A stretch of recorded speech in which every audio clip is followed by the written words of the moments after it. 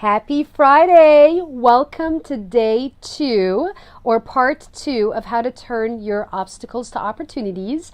And today's Friday, Friday Fun Day. Woohoo! Friday. I don't know if you guys love Fridays or not. I love Fridays. So I wanted to do part 2. Yesterday we covered the first 5 tips and strategies that would help you overcome obstacles and turn them into opportunities. And today, part 2, we're covering the rest of the 5. I actually came up with 6. So you have a total of 11 strategies altogether. So if you want to tune into the video from yesterday, my invitation is to scroll down and look for part 1.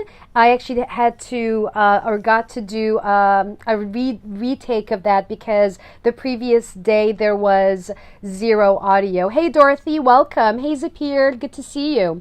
So I'm going to jump right in. So if you're an entrepreneur, aspiring entrepreneur, you know in your heart that you want to create a better life for yourself, and the time is now, and it's summer, and you're really ready to take yourself on, so you're in the right place, okay? So yesterday, like I said, we covered the first 5 tips, and today we're covering the rest of the tips, which is a total of 11. So the first strategy, which is strategy number 6 in overcoming your obstacles, is asking yourself if you're reaching out for support. And I say this because a lot of people want to figure stuff out on their own, and they shy away from reaching out and asking for help because they might feel like, oh, I'm not smart enough, or who's going to help me. So most people, or a lot of people from my experience, they lone wolf it, or they're like a lone ranger and they just figure it out on their own. And what I can tell you is, if you want to get to your destination sooner and quicker, you actually get to ask for support. And so, for example, I have a lot of coaches that I work with. Actually, I hire a lot of coaches that I'm working with currently to help me see not only the obstacles that I see, they help me see the obstacles that I don't see. So, for example, we have things that are in our blind spot that we're not aware of. And when you have someone who you trust and who's a coach, that person can tell you what your blind spot is and can help you navigate and make a small tweak and adjustment in that specific area that will get you the biggest results that you want to get. And you would know that from connecting with the person and having like mentors. So my question for you is, do you have people that you trust? Do you have mentors? Do you have coaches? And do you reach out for support, or are you a lone ranger? Okay, so that's number 1. Number 2 is being consistent and really looking at your commitments. So yesterday we talked about vision, values, your purpose, your goal. And my question for you is, how is your schedule? Is your schedule running you, or are you running your schedule? Right? And so if you don't have any breathing room for you to create, you're going to be constantly in overwhelm, because you don't even have room for yourself to jump in and problem solve, because you're so tight with your schedule, right? And so ask yourself, as you're looking at today, for example, and look at the week, is your schedule so tight that you don't even have room to breathe? And so that tells me that your schedule is running you versus you running your schedule. So take a really close look at that.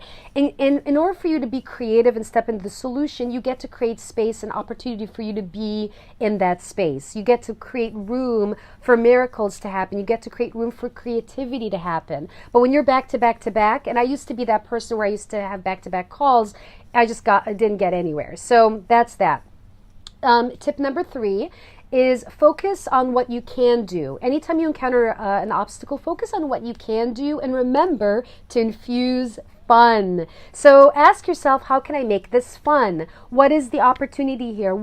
How can I make this situation fun, and look at your comfort zone. Like, where are you in your comfort zone? Are you in your, like, I see comfort zone as you being in your box, right? So when you're in your box, you're stuck, you're restrained, you're confined.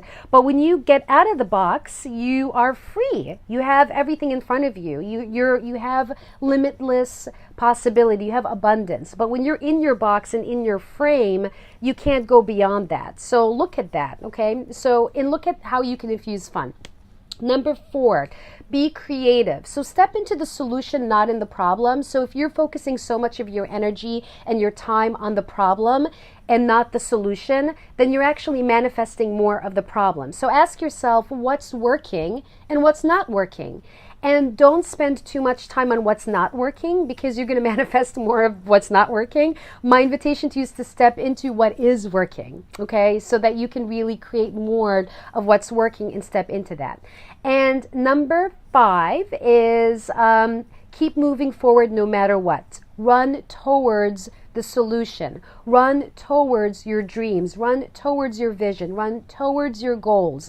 And look at the opportunities in front of you and encounter them. Don't like run away from your goals because you hit an obstacle. That's you giving up, right? So that's that. And then the final thing is celebrating your wins, which is number 6 and total of number 11. Strategy number 6 is celebrating your wins. And a lot of times we beat ourselves up because we hit an obstacle and we feel like we've failed and all that stuff. And don't allow the inner critic, the inner bully to beat you up from you really achieving what you truly want to achieve. And so take the time at the end of the day, assess how your day went, and celebrate your day. Okay, and really take the time and celebrate and enjoy what really happened and what worked, because that's going to help you move closer towards your goals, your dreams, your vision, and all that stuff. And yes, Zapier, chase your dreams. You got that right, girl. Got that right, sister. That's how we roll here on the East Coast, you know what I'm saying? So my question for you is look into your limitations, right? So what's stopping you? Again, look at what's stopping you from living your life, from living your dream, living your career, and what do they look like for you? So comment below. Would love to hear from you. And imagine that your limiting beliefs that are going on in your head, imagine that as actually being a cancer in your mind, right?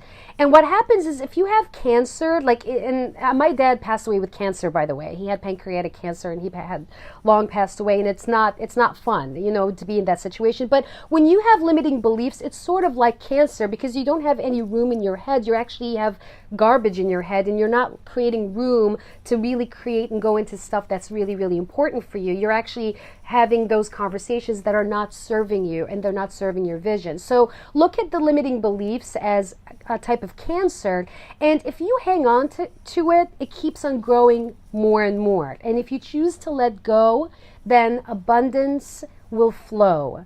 When you choose to let go of what's not serving you, then the opportunities will flow. So that's my invitation to you. So if you're sitting on the sidelines of life and you want to go out and play, my invitation to you is to go out on the field and play. And if you're voting yourself off of the island, of your own island, if you ever watched Survivor, if you're voting yourself off of your own island, don't vote yourself off of your own island. Okay, so going back to being a player, so play, go out and play. So if you, here's an opportunity I have for you actually. So I would love for you to share which of these tips resonated most with you out of today, also out of yesterday, which one really resonated, which one are you going to be taking action on. And my invitation to you is I actually have 2 spots available for private coaching that is available. And if you're one of the lucky 2 people who will get an opportunity to work with me, I would love for you to private message me. And here's the benefit to you. If you're in a space right now where you're so over being in your BS, and you're really committed to having a breakthrough and everything that's stopping you, then private message me, and I'm happy to help you.